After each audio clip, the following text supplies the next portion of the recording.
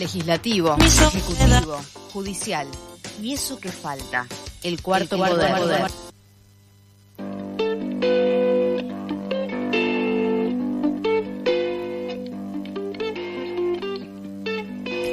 Estamos en una de las últimas columnas de Falta y Sobra, este espacio que dimos lugar hace muchos años ya, hace 3 años que están diferentes economistas argentinas con nosotras charlando de diferentes temáticas, siempre con una mirada bastante ecológica y feminista de diferentes asuntos y problemáticas que nos interesan a todos y a todas de nuestro país y claramente del mundo. Es un espacio que tiene cierta regularidad, que está con nosotras cada 15 días y que hoy es el turno de una del equipo. Hablamos de Karina Forcinito, que va a estar charlando sobre la crisis presupuestaria del sistema universitario público nacional, sobre todo en relación a lo que está sucediendo también con la ley de presupuesto educativo que está claramente intentando impulsar el gobierno oficialista. Hablamos del gobierno de La Libertad Avanza que encabeza el presidente Javier Milei. Estamos en comunicación con Cari. Cari, ¿estás por ahí? No está conectada Cari, pero bueno, de paso aprovecho para contarles que, como ustedes sabrán, diciembre es un mes de despedidas, que estos espacios empiezan a dar una finalidad a toda su trayectoria al aire. Este espacio de Falta o Sobra estuvo básicamente con 3 compañeras. Karina Forcinito, que va a estar charlando con nosotras el día de hoy. También estuvo Corina Enríquez, que básicamente estuvo la semana pasada y que quizás esté en la última del año. Y por último está Noemí Giosa Suazúa, quien también se encarga de charlar con nosotras sobre diferentes aspectos económicos al aire de Eso que Falta y FM La Tribu. Vamos a intentar comunicarnos, pero ahí estamos. A ver, Cari, ¿nos escuchas? Ay, hola. ¿Qué tal? ¿Cómo andás? Hola, Cari. Bien, estábamos ¿Cómo ahí. estás? Bien, esperándote. ¿Ya están en línea, no? Sí, ya estamos al aire. Así que todo lo que digas ahora va a ser usado en tu contra. No, mentira. Ya estamos al aire. Bueno, entonces estamos grabando. Sí, estamos en este caso al aire de FM La Tribu, y lo que te quería comentar, en realidad lo que les estaba comentando a quienes nos están escuchando, es que la columna de hoy va a estar relacionada con el presupuesto educativo, ¿verdad? Sí, así es. Yo quería, primero saludar, ¿qué tal, cómo les va? Bien. Y después dar algunas pautas en relación con el sistema educativo argentino. Primero contarles que nosotros tenemos un sistema educativo que está compuesto por 64 universidades públicas nacionales, una universidad extranjera, que es la Universidad de Bolonia, 10 universidades provinciales y 19 universidades privadas. Además, el nivel de educación superior, que no es solamente universitario, sino que también es el denominado terciario, está compuesto por 2.728 establecimientos que vamos a explicar que aglutinan alrededor de 1 millón de estudiantes, de los cuales el 56% es estatal y el 44% es privado. Es decir, que en el caso de la educación terciaria hay una participación más pareja en lo que hace a la distribución de la matrícula por tipo de propiedad del establecimiento que en la educación universitaria. ¿Por qué digo esto? Porque en la educación universitaria nosotros tenemos un sistema en el cual 8 de 10 estudiantes va a la universidad pública. Es decir, más del 80% de la matrícula de los más de 2.500.000 estudiantes que hoy cursan, o por lo menos están inscritos en las universidades nacionales y en la totalidad de ellas, en las privadas, en todo el sistema, el 80% concurren a la universidad pública, a estas 64 universidades nacionales. Así que es un sistema muy importante y muy, a la vez, no es solo importante, sino que es amplio en lo que hace a su cobertura, porque es un sistema que desde el 83 ha sido política de Estado, la educación gratuita, la educación, una educación basada en una democratización de las oportunidades para todos los sectores de la población que puedan inscribirse en las formas de ingreso a la universidad, que a veces son cursos como el ciclo básico común en la UBA, muy masivo, como en los cursos de aprestamiento universitario, en algunas universidades, o de inicio, que a veces son cortos, a veces son largos, a veces hay más de una opción, pero luego de un trabajo que básicamente está orientado a homogeneizar el nivel educativo proveniente de la educación secundaria, las universidades reciben a todos los estudiantes con independencia de su situación socioeconómica. Claro. Además otorgan becas para estudiantes, becas de ayuda económica para quienes no pueden viajar, no pueden comprar apuntes o libros, otorgan becas académicas también para que los estudiantes puedan hacer investigación, las estudiantes, etcétera, les estudiantes. Entonces se trata de un sistema que desde el 83 es un orgullo para la Argentina. Es uno de los más grandes de la región. Si nosotros lo miramos comparativamente con otros países, vemos que es uno de los más grandes y uno de los más económicos en términos de lo que le cuesta al Estado mantenerlo. Yo acá lamentablemente no les puedo mostrar los gráficos que tengo, pero son muy impresionantes. En el caso, por ejemplo, de Brasil, el sistema es menos de la mitad de la cobertura que tiene el sistema argentino en lo que hace el sector público, ¿no? Me refiero a la participación de las universidades públicas en la formación universitaria en el país, es menos de la mitad, casi es un tercio respecto de la educación en Argentina, en el caso de Brasil, cuando Brasil tiene 3 veces más población que la Argentina, o más. Quiere decir que, digamos, si lo comparamos con otros países como Chile, lo mismo. Chile tiene un sistema mucho más caro y muchísimo más pequeño, lo que hace a la cobertura respecto de la población en edad de estudiar, que es la población que está entre los 18 y los 24 años. Okay. Cari, siempre, sí. Hablamos siempre de la universidad pública, ¿verdad? Acá estamos hablando del peso de la universidad, de la educación universitaria pública. Perfecto. En el total de la cobertura de la población que estudia. Perfecto. Sí. Yo les doy un ejemplo. A ver, esto, si uno lo mira, a ver, por ejemplo, en términos de costos, para no confundir con los datos, en términos reales, etcétera, el sistema argentino cubre casi la misma cantidad de estudiantes, el público, que el de Costa Rica, que también es muy importante, aunque el país es menor de lo que hace a la cantidad de población, pero como porcentaje de la población cubre una proporción equivalente, pero representa en el presupuesto nacional una tercera parte. En el caso de Brasil está el argentino, que cubre muchísima más población, representa la mitad del presupuesto de lo que se gasta en la Universidad Pública Brasilera, que es muchísimo más pequeña en su cobertura que la Argentina. Es decir, para resumir este análisis, el sistema argentino, público argentino universitario, es de los más baratos de la región y los que proporcionan una mayor cobertura en términos de la proporción del estudiantado, ¿no? Y la cantidad también absoluta, porque más alrededor de 2.500.000 estudiantes cursan en total, de los cuales el 80% va a la pública.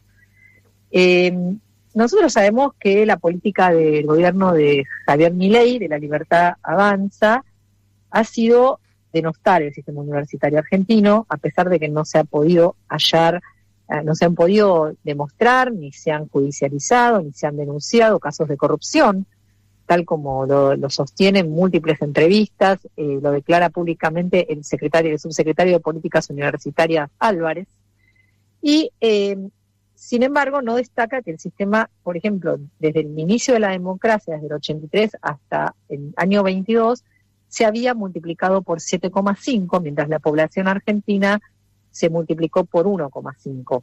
Es decir, que es un gran logro el derecho a la educación superior masiva de la democracia argentina. En el contexto de que nosotros vivimos, Natacha, como ustedes vienen trabajando, todos y todas venimos intentando señalar la profunda huella que está dejando y que va a dejar en el país la política de ajuste hacia los que menos tienen, hacia los sectores más vulnerables, en particular salud, educación, discapacidad, etcétera. En el caso de las universidades, el gobierno redujo en términos reales, es decir, descontando la inflación, los gastos de funcionamiento en un 50%. El CIN, el Consejo Interuniversitario Nacional, donde se reúnen las autoridades de todas las universidades públicas nacionales, acaba de realizar un amparo en la justicia contra la decisión del gobierno nacional de suspender por decreto la aplicación de la ley de educación superior, de financiamiento de la educación superior que votó el Congreso y que de alguna manera restituía recursos para que pudiesen funcionar de una manera mejor. Sí. El amparo aún no se resolvió, está en proceso, pero es una medida que el CIN en su conjunto, es decir, las autoridades de todas las universidades nacionales, que son de distinto color o vinculadas a distintos colores políticos existentes en el país, han acordado que de esta manera no se puede funcionar. ¿Por qué? Porque a ellos se les suma una reducción en términos reales del salario que supera el 40% desde que asumió Milei, y la paralización de las obras públicas en la universidad.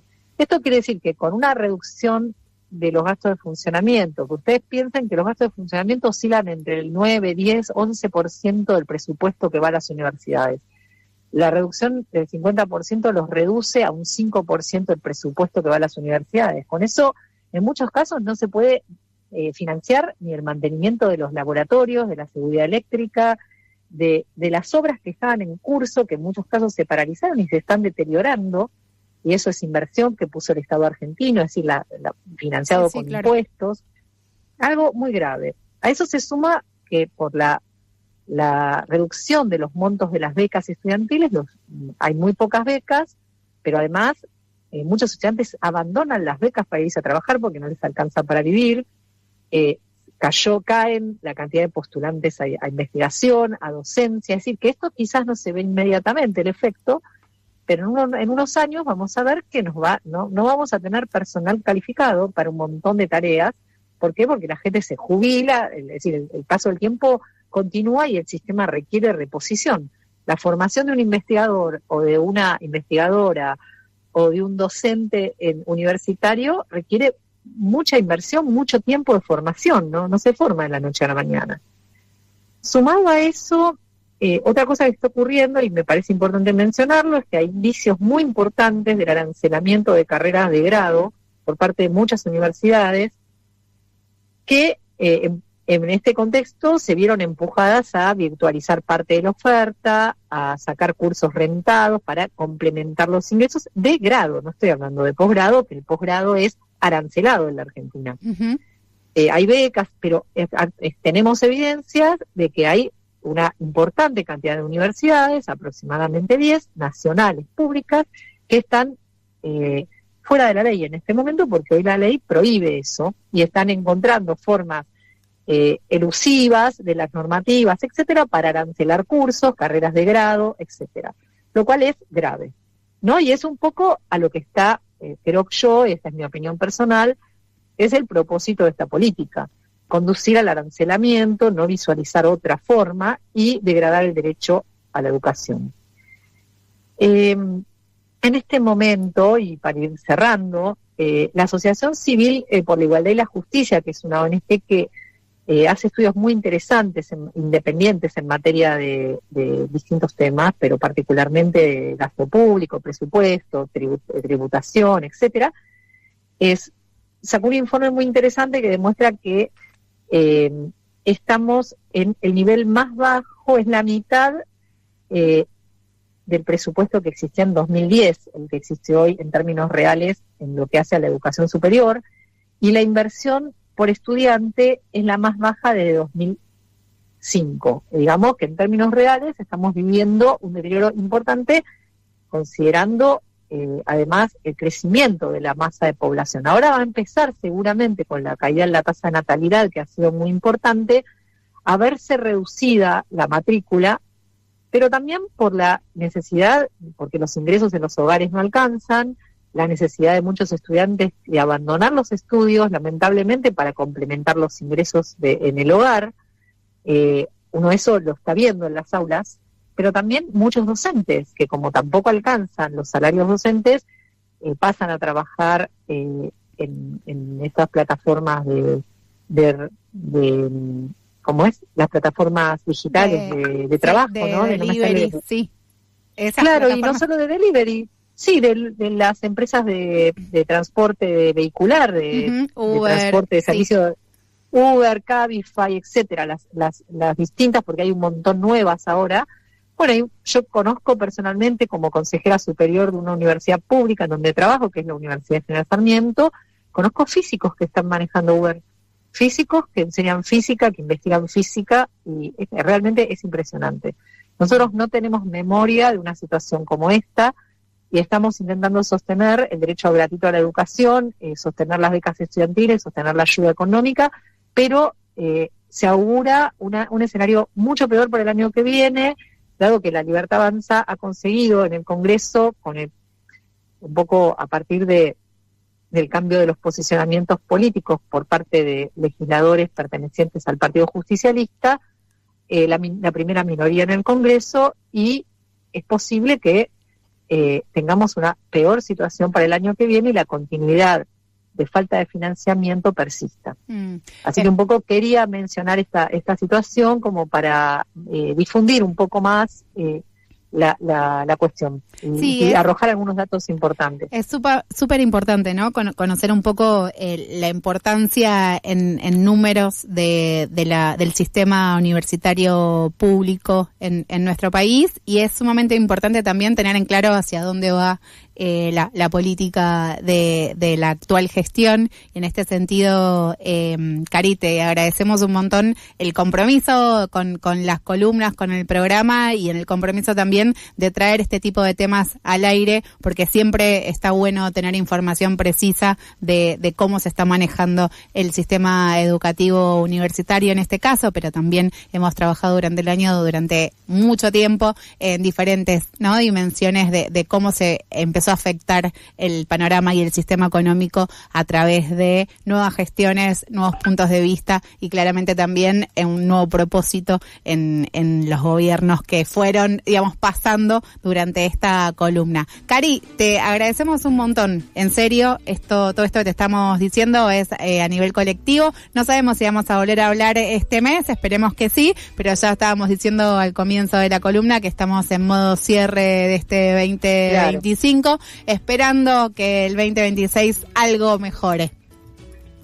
Exactamente, y sí, comparto totalmente, y las agradecidas somos nosotras, con Corina Rodríguez Enríquez, con Noemí Giosa Suazúa, que bueno, siempre nos sentimos muy bien en este espacio, y bueno, y consideramos que realizan una tarea fundamental. Muchísimas gracias, y Cari, saludos a la audiencia. Dale, te mandamos un abrazo muy grande, quizás nos volvemos a hablar, vamos a dejarlo ahí como misterio para este último mes. Te mando un abrazo gigante y muchas gracias. Abrazos, Natacha, abrazos a todos por ahí, a todas. Chau, chau.